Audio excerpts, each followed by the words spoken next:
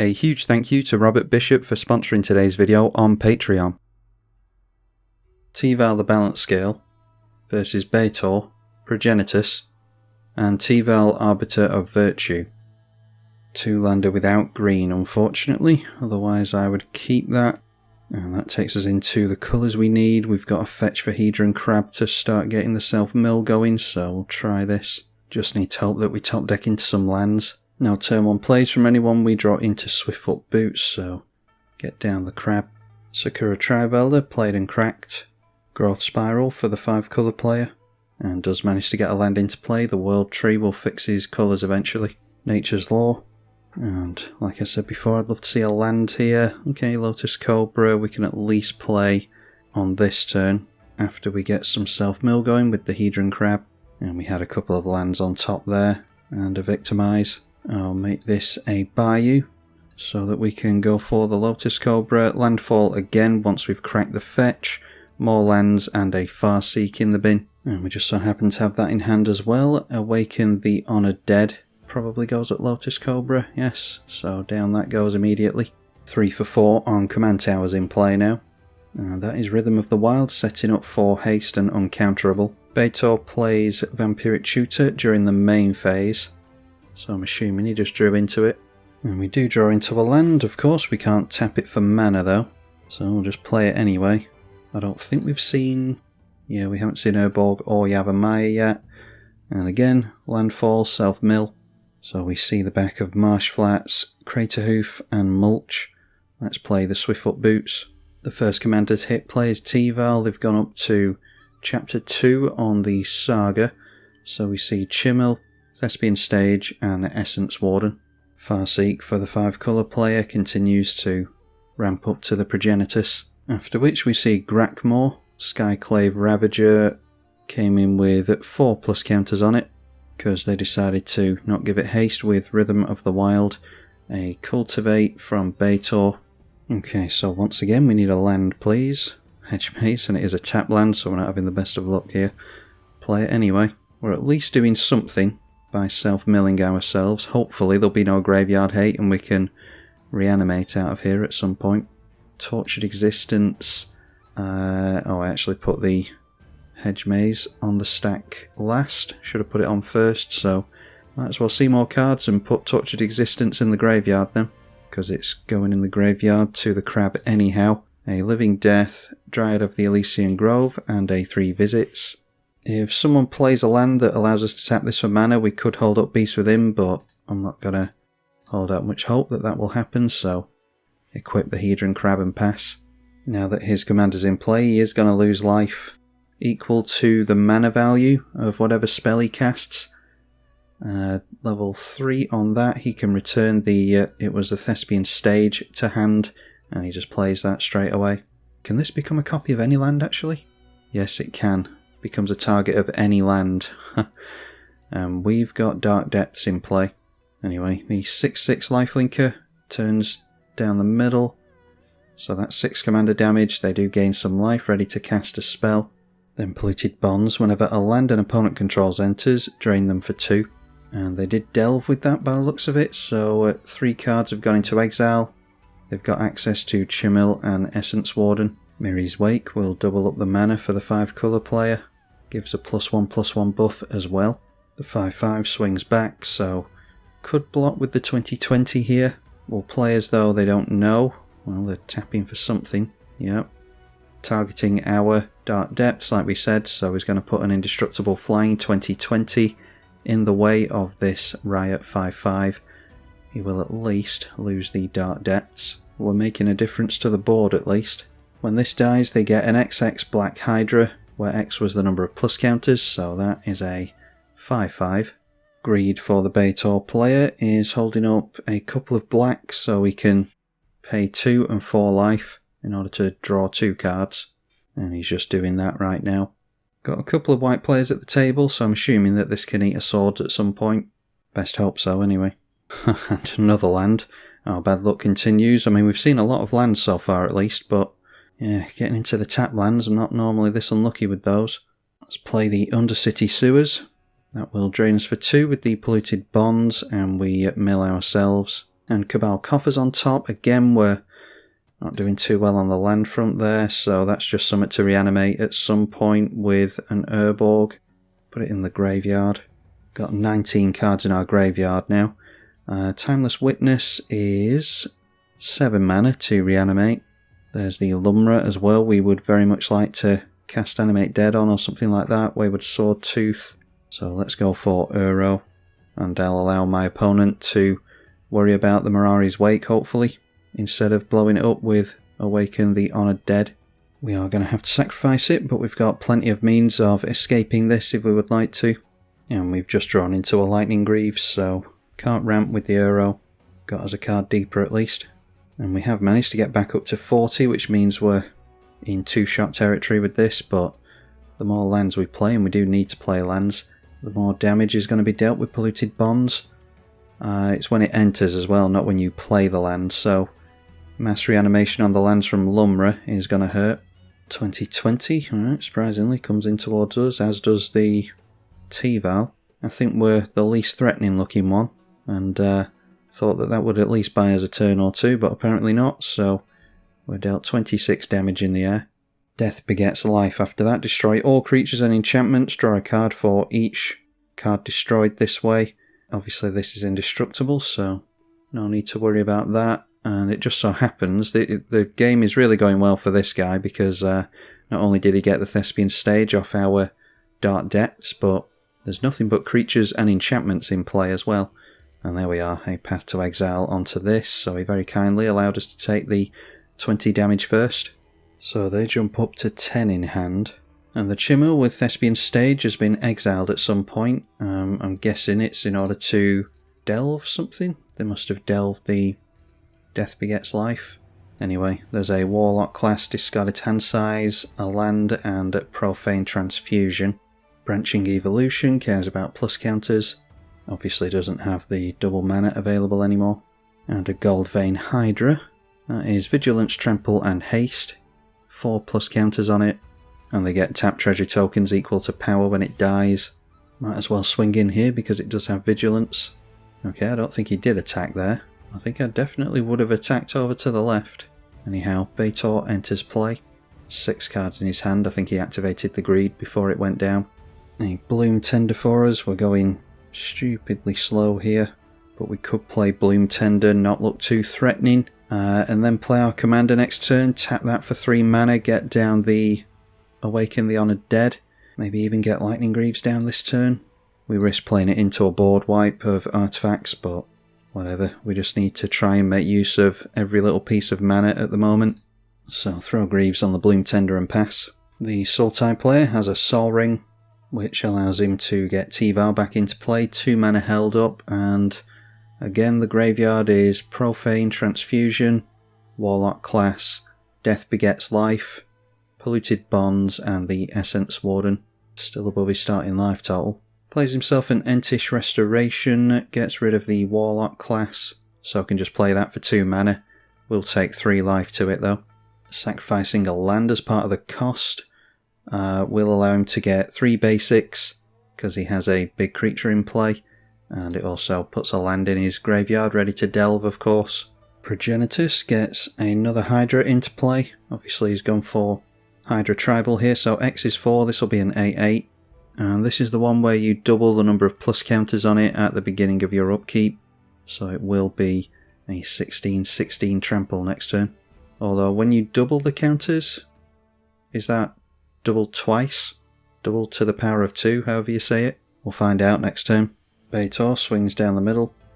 So this is a 3/5 lifelinker. Plus counters on another creature is equal to the life gained, and then returning something to play is life lost. He does have 1 pain land in play. Nothing to reanimate though. Place a Wrath of God. So, us going slow isn't hurting us as much as it might have done. Load of tap treasure tokens from the Gold Vein Hydra. Well, I'm glad we got the Lightning Greaves down previously now, because that means we've got an island. We can go for the Teval here. So play and equip the Lightning Greaves onto Teval, and then I'm going to go into the left here. That means we mill 3 and return a land from graveyard to the battlefield tapped. We've milled Consecrated Sphinx, there's Kishla Skimmer, and the Wonder will give all of our stuff flying because we do control an island. And I'll go for the Underground Mortuary, so we'll have all our Surveyor lands in play. And it comes in tapped anyway, so we might as well go for that. Get our first zombie. White of the Reliquary, I definitely want to keep on top, because that's going to be able to search up lands for us and allow us to get something like the Urborg for the Cabal Coffers, maybe get Gaia's Cradle. So I might take advantage of the fact that we're not doing anything else with mana, thanks to the Bloom Tender going down, so let's risk losing Shroud on the Teval. Swiftfoot Boots onto Teval instead. Alright, and next turn we've got the white. Sacrifice this and go and grab a land. So maybe we'll be able to get back into it. That massive hit for 20 didn't help though. Hammerhead Tyrant is a new one for this set. Whenever you cast a spell, bounce a non-land permanent with lesser mana value. And they've got 4 cards in hand and plenty of mana. So it's probably our stuff that's getting bounced. Dreamborn Muse. And X is equal to the number of cards in their hand, okay. You can't bounce our commander here at least. 3 cards and 3 mana held up. So it's 2 cards getting milled by the 5 colour player.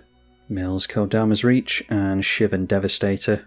But he's still got access to those treasure, which he's using straight away, so I haven't actually counted his mana. Do we see the Progenitus here? Yes, I think we do. There's no haste on it at least, but it does have protection from everything, and we've already seen a couple of board wipes. Not likely that the Hammerhead is going to be able to bounce it either. A lot of cards milled here because he's got a full grip. Land, Haywire Might, Court of Grace, Lauren, Surak, and another land. I don't know what that is. A Perenation. And the graveyard won't stay open. Return a target permanent from your graveyard to battlefield with a hexproof and indestructible counter on it. I remember reading this, but yeah, 6 mana for that. So that's their commander. Hexproof, indestructible, flying lifelink. And now I'm not going to do anything at instant speed to keep from milling, but we do end up milling that White of the Reliquary, Ripples of Undeath, Birds, and Otawara, which draws us into a land. So let's see about putting Greaves onto Teval, play the Underground Sea, awaken the Honoured Dead onto the Hammerhead, I think. And then we could replay Uro, I suppose, because we can't go for Timeless Witness now. Timeless Witness onto the Lumra could have been an idea, but it's just obvious what we're doing at that point. I'd rather surprise my opponents if we can. So we're definitely going to attack into the left. And that means that we mill 3 with the commander. And there we see the Gaia's Cradle. We just have to go for that without even looking at anything else. Triggers our commander again for a zombie. Been going really, really slow here. And then I think we just have to get another body into play and escape the Uro. So it is 5 cards we have to exile. Get rid of Farseek, Mulch, 3 Visits, Ripples of Undeath, and the Birds of Paradise. So we had a bunch of creatures, or a bunch of cards leave to the escape on Uro, gets us a zombie, and then obviously Uro left the graveyard as well, getting us another one from the commander. We drew into Overlord of the Baelmerk, so not going to put a land from hand into play. And we go up to 17, and we're not going to get to attack with Uro and trigger it again, so just pass through and hope no one attacks us. Although getting that Gaia's Cradle into play is going to make people panic, I imagine. Teval Arbiter of Virtue back into play again. Cost them 8 mana this time, so 4 mana held up after that. And in their graveyard, I'd love to be able to keep graveyards open on Magic Online. Well, he exiled a bunch of stuff anyway, looks as though he's delved Alhamret's Archive into play. Apologies for not being able to cover the zones properly, but there's nothing I can do about it. In the graveyard, it's now allowing us to see March of Wretched Sorrow, a land, and Gilded Goose. Other stuff is in the exile zone now. So he fancies his odds of keeping his life total up. He got rid of the Profane Transfusion. And now Spinning Wheel Kick. Target creature you control deals damage equal to its power, and that will do lifelink damage. So gets rid of a lot of our stuff, including the Uro. And he goes up to 63 with that. And he delved the rest of his graveyard to do that as well, so now he's only got the Spinning Wheel Kick in the graveyard. 5-colour player mills 3. And that is Voracious Hydra, Hardened Scales, and the Wildwood Scourge. If we decide to resurrect, where is it? If we decide to drag the Living Death out of the bin at some point in order to edict everyone's board, then the Hydra's getting reanimated is not going to be so good. The Great Henge comes down for just 2 mana, so pays for itself. Could make use of Overlord of the Balemerc next turn with haste, and grab the Timeless Witness with it, maybe just Lumra. Anyway, we see an 8-8, or actually it will be bigger than that with the Great Henge. Once that's resolved, a 10-10, and for 4 mana you can put X counters on it where X is its power, so that would jump up to a 30-30 I think. Anyway, we'll see where this Progenitus ends up swinging. With something like the Mirari's Wake, giving an Anthem effect to all the creatures, Protection doesn't care about that, so it would be an 11-11 and be able to 2-shot someone. And yeah, thankfully it does go into the left. Looks as though we should be looking over here, but players do make odd decisions sometimes. I understand that Guy's Cradle might be something that worries our opponents. Milling 5 with the Dreamborn Muse this time, and then goes up to 6 in hand. A Broken Bond, Guy's Cradle there as well. The Gaffer, Selvala, and Heroic Intervention. I'll mention that this is bracket 3 with regards to the Game Changer list as well. Just having a look at the deck list. My Game Changers are Guy's Cradle, Field of the Dead, and Consecrated Sphinx. Sphinx is in the graveyard at the moment. Peladros Witherbloom, that's a scary one, and he can take 10 life to that to untap all the lands. And he does have things that he can reanimate now, including the Surak and Goreclaw. Decides to untap all the lands straight away with 5 cards in hand. And there is Sheoldred, Whispering One. At least we've got... See, we could try to set up Living Death with Teval. Leave Teval in the bin so that it gets reanimated with it, but there's just a lot of steps with that. We can somewhat play around the Sheoldred at least if we manage to keep making zombies. Betor swings in to the left. That is flying and indestructible, so they can just chump it. And he's giving him some more life here. So I'm not sure what the aim is. It doesn't have Death Touch, does it? Yeah, seems like a mistake. Decides to take the damage. I think I definitely would have taken the life while I had it there. Anyway, Betor gains life, so gets to put plus counters on something and reanimate something as well. Now if we swing in down the middle with Teval, because it's the only place that we can swing, are they going to swing back at us and be reactionary? Betor's putting the plus counters here and reanimating what we said, the Surak and Goreclaw, so giving creatures trample, and it can give a creature haste when it enters as well.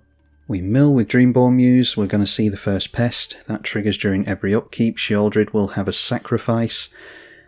So, we can't easily get hold of the Living Death, unfortunately, as much as I'd like to play it. So let's just sacrifice the zombie token now. And we mill 4 cards. That's lucky. Animate Dead. That's very lucky. So there's a Nature's Law, Exploration, Tireless Provisioner, and a 6. Wow, so that means that we can now reanimate, where is it? The Timeless Witness, which will allow us to return a card from graveyard to hand, which could be the Living Death. Nothing here to reanimate. Most of the cards, most of the creatures are going to be 0/0s anyway from the Hydra. And then here it's Haywire Might, Lauren, the Gaffer, and Selvala. So I'd rather face that down than what he's got going on right now. We'll mill 3 after this as well. And that shows us Keru Goldkeeper. So we could try and keep the Teval in play at this point by swinging in, having it blocked, destroyed, and then do our reanimate Living Death thing. Yeah, I'm just going to attack into the right. So mill 3 once again with Teval, which we've managed to keep in play for quite a while here, thankfully.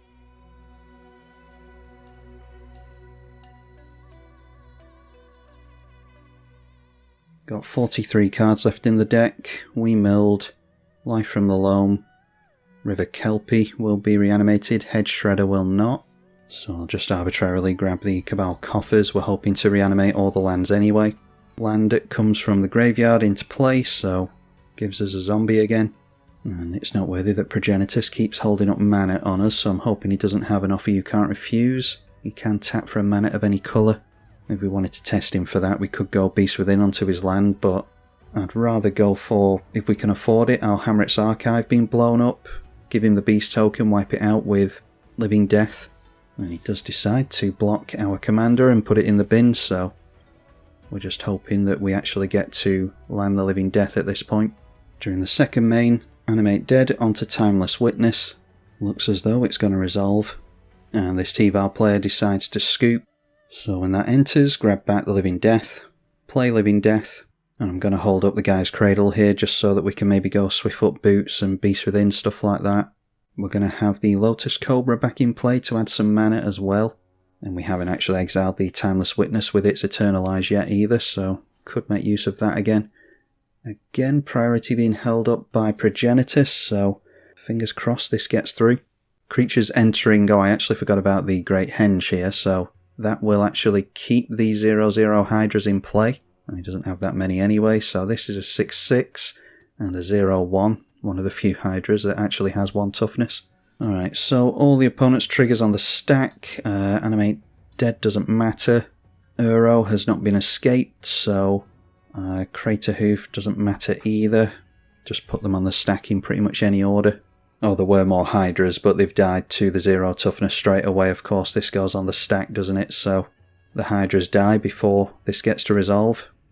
Which means there were 6 creatures that entered under Progenitus's control. A Pest token gained life. Lauren can blow up an enchantment or an artifact. And like we saw before, it's Haywire Might, Lauren, Selvala, and the Gaffer over here. And Lauren is pointed at our means of playing an additional land. It could have been worse. I would have chosen Lightning Greaves, I think. Noteworthy that we've reanimated our Wonder as well, so we don't have the flying anymore. Bit of a nombo. But Living Death works as a nice board wipe as well in certain situations, as we saw here. I do include it as a board wipe sometimes. And then with the Great Henge triggers, we now have Consecrated Sphinx available to us, so got 43 cards left in the deck. We'll draw some cards here. Life from the Loam. Yeah, I suppose we could put that into hand as part of the draw because it will mill some more stuff. Titan's Nest, Wild Growth and Muldrotha, unfortunately. Something left the graveyard, so it's another zombie. Keru will see a treasure token, and Kishla triggers just once a turn to draw us another card. So come what may, at this point we're actually starting to do stuff with our deck finally. Being rewarded for not giving up. And there's a Zeusa for us as well. We're going to go down below 30 cards in our library. Tap treasure tokens from the Gold Vein Hydra is 0 from it dying. Lumra is now going to see even more cards into the bin and then reanimate all the lands. And we just need to hope that we don't break the client at this point. Oh wow. I hope this is a May ability. Nope, it isn't. Draw a card. Whoops. Let's put those on the stack first, just in case we end up decking ourselves here. I don't think we're going to. But we're seeing a lot of mana from the Tireless Provisioner and Lotus Cobra. Hedron Crab, I'm just going to start pointing mill elsewhere. It will have to be at Progenitus, I think, because the Abzan player obviously wants to reanimate stuff. Teval saw more cards leave, so we get a zombie and a treasure token from the Keru. Amazingly, we haven't hit Field of the Dead yet either, so that's even fewer triggers that we are getting at the moment. Now, do we have to make some food tokens with Tireless Provisioner, do we think? This thing does not have trample, but this does, so probably best to get rid of it. Lotus Cobra will just make lots of different mana. So our game plan at the moment, with the cards in hand, is bring Heart Nantuko onto Kraytooth and start making copies of it next turn. I'm just going to make a bunch of treasure and hope that we don't go down to a one-shot at some point. Do we have the 6 in play? I'm just wondering if we could maybe play Duplicant or something like that with the 6. Yes, we do. I've just spotted it there. Thought we did. Then, like we said, River Kelpie does have to have us draw. We've got 24 cards left in the library. And we've drawn into 3 Tree City for a bunch of mana off the zombies, of which we don't actually have that many. There's Field of the Dead, speaking of which. So we might as well, with Uro, put Field of the Dead into play, because it comes into play tapped regardless. Or with Uro, does it come into play untapped, actually? Yeah, it's just onto the battlefield, so I should have put an untapped land there, but whatever. Don't think we're struggling on mana. And the client's bugging out, so I'm praying that it doesn't crash. Hedron Crab at the PRogenitus again, who's down to 39 cards in the library. Then finally Uro goes down thanks to not being escaped. Kraithoof will buff everything, but it doesn't matter. Let's play ourselves an Azusa, which gives us 2 additional lands, so that can be 3 Tree City. Name Zombie while we've got Field and our commander in play. Trigger the landfall stuff again. Let's go Swiftfoot Boots, I want that on the Kraithoof. The fact that my opponents are playing it out here might mean that they've got answers. Probably worth getting out Muldrotha as well, because we've got 6 in hand. Let's just discard a basic for that. Trigger Keru and Teval for a zombie. And a treasure we have to draw with the Kelpie, got to be careful with that. Going down to 12 cards left in the library. And then I'm just going to go for the Shifting Woodland as a utility land. Play a land from the bin with Muldrotha. Treasure, couple of zombies, have to draw with Kelpie. So I'm just not going to cast anything from the graveyard anymore, now that we're down to few cards in our library. I'll play the Ravenous Chupacabra. Still got the guy's Cradle untapped after all this time. And we've got 18 treasure, thanks to the Tireless Provisioner and the Kefka, or whatever it's called, the Keru. Been looking at Final Fantasy spoilers. Get rid of the Trampler just in case. Crackmore gets plus counters, which I didn't know it triggered on other creatures actually, so might have to get rid of that as well. It's only a 10-10, maybe not. Got another land to make. Let's play the Echoing Deeps then. Can come in as a copy of a land in a graveyard. Guy's Cradle over here is legendary, unfortunately. I'll just make it a swamp then. Do appreciate my opponent's patience here. Be interesting to see if they can wipe the board. That's usually why players actually play it out, because they can actually pull out the rug from underneath us. But it's been a long turn this. Crucible of Worlds we might as well get into play. And Utopia Sprawl. Mossborn Hydra could have been way bigger than this, but I don't think it really matters. We've got multiple lands next turn most likely. I think I will actually go for one more from the graveyard. Let's go Animate Dead. I'll cast it with Retrace and go after the Timeless Witness again, because I want to grab the duplicate. Just discard any land to the 6. Able to cast permanents from the graveyard. Thanks to, here it is, the 6 has Retrace. And there is an Aftermath Analyst. We've already reanimated our lands, thankfully. But Animate Dead enters, triggers the Timeless Witness to grab back the duplicate. And we're just going to continue to walk on a knife edge with this River Kelpie, apparently. So we've got 16 mana floating. And the duplicate is back into hand. We've drawn into Conduit of Worlds as well. Play the duplicate because I'm worried about us getting overrun, which doesn't seem likely, but just being overly paranoid really. Although we could have spot removal for this. Maybe Selvala is better because it can force us to draw. Lauren can force us to draw as well, so get rid of Selvala. Hurts their mana. Play the Binding of the Old Gods because it destroys something upon entry. Get rid of Lauren with the Binding. And at this point, I don't really want to play anything else. Well, we'll do Conduit of Worlds from hand. I'm going to save the Spring Heart Nantuko so that we can surprise our opponents with it next turn. We haven't equipped up the Lightning Greaves. I can't really think what we'd be eager to protect. Maybe just the Azusa would be best. Maybe Muldrotha. Anyway, I think we can just leave it there. I'm not sure how many cards we ended up in hand with, but Windfall wouldn't have helped us. I mean, it would have milled us for a start, but we didn't have enough cards in hand to take our opponent's decks out with a Windfall. We did have 3 floating. I could have removed the Dark Depths. Anyway, discard a bunch of stuff. Consecrated Sphinx is a May ability, fortunately for us, so I'll say no. The only land I decided to keep in hand is Golgari Rot Farm because we can play and bounce it to its own abilities. So we can still get landfall with that. Play and bounce. Everything else was just lands, Windfall really. Some other useless stuff, Mesmeric Orb, the Aftermath Analyst. Now then, can the 5-colour player do anything? Just a Protean Hult where X is 6. Does get to draw a card and put a plus counter on it, so that will be a 14-14. And we're sitting at 9 cards in hand at the moment. Had you have swung in there, I definitely would have thrown away the River Kelpie, just in case. Looks as though our opponents are going to force us to actually show them the win, which should be simple enough to show them. We'll get a much faster turn in on our next turn, assuming we get one. Haywire Might gets to blow something up. Is targeting the Animate Dead. for Timeless Witness. I mean, that just means that we get to eternalise the Timeless Witness. It's risky for our opponent to do that. Don't think I've got any sack outlets in this deck. Does mean that we can't abuse Animate Dead with Muldrotha though. Maybe you can board wipe and exile the graveyard or something. That would see an end to us. Toxic Deluge, where X is 25. And that's in order to get rid of the Lumra. So I don't think there's anything we're doing about that. Heroic Intervention doesn't do anything for our opponent. This is not destruction, it's minusing down, so you gain 2 life from the henge at least, but wasting that intervention will not bother putting our commander back in the command zone.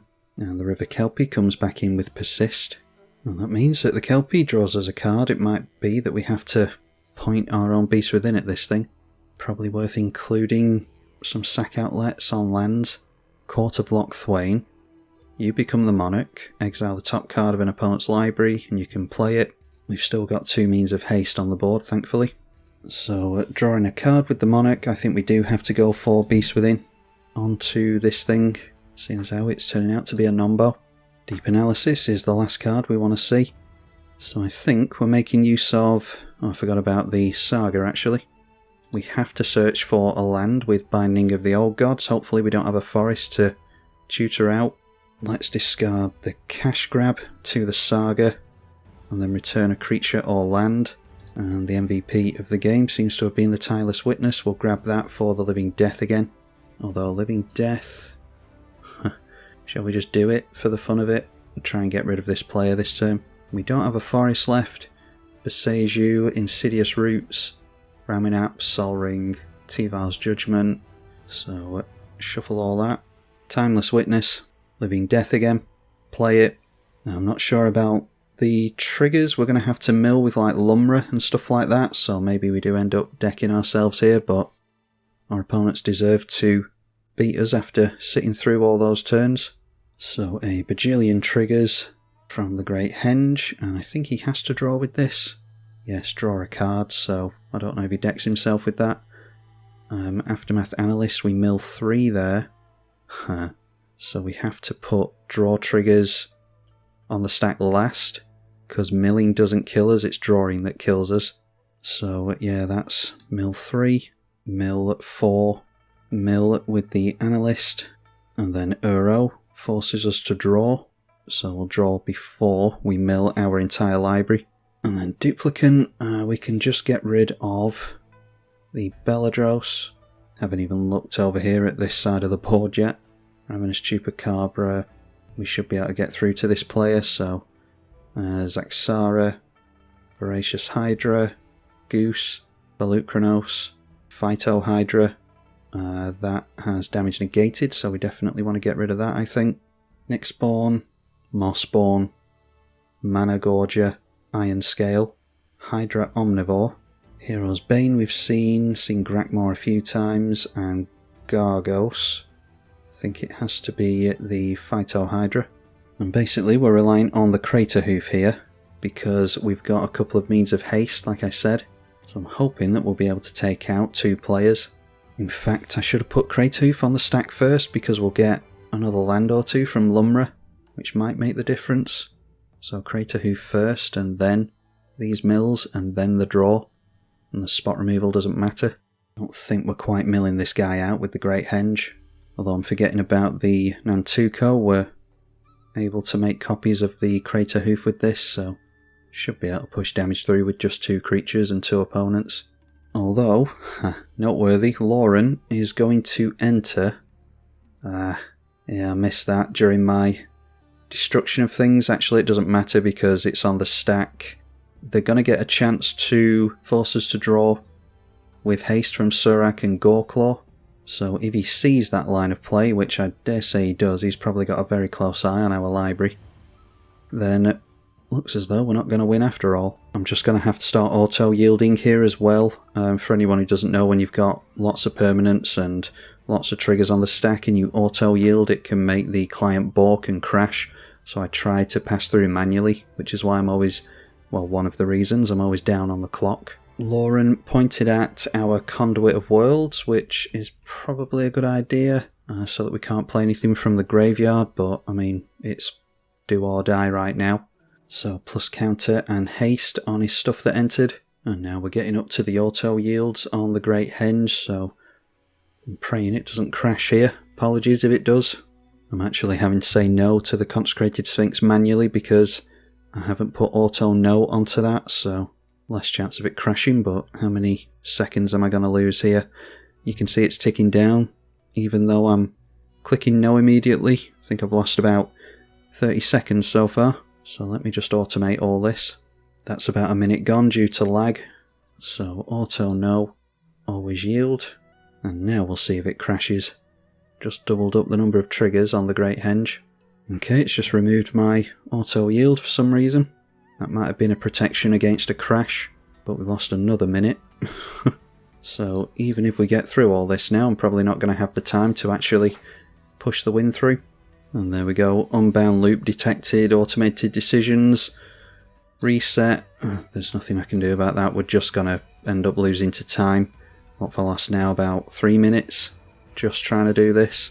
Which in all fairness, I think it's to keep the old janky client from crashing, which I can't really complain about, but it doesn't feel good to go down to time when I myself am responding more than quickly enough. Oh, this player is going to go down to the Henge actually. Got 3 cards left in his library, so all we really have to do is push the creative damage here, which should be easy enough. That's good that we don't have to worry about all this toughness. He's actually still got a decently high life total as well. One more Great Henge resolution will do it. So that'll be a good conclusion to the game if we end up milling ourselves and then Lauren takes us out. It's a nice quick win for our opponent. And it crashes anyway, that's really annoying. Oh well, there were only 2 conclusions there really, at least. We knew we were taking out the Hydra player. I just would have been intrigued to see if our opponent saw the Lauren play, that's all. But if he didn't, he was going down to create a hoof regardless, because we had 2 big haste creatures with trample, 2 swinging at him, so it's unfortunate, but the game was ending right there anyway. Hopefully you all enjoyed this one. I dare say that that's my best showing with Teval. I can't remember the other games, but I can't imagine that they were much better than that. If you want me to carry on playing with Teval and keep tweaking the deck, then let me know, and hopefully I will see you all in the next game. Massive thank you to the patrons as ever for their financial support. I'm tribalkai. Thank you for watching.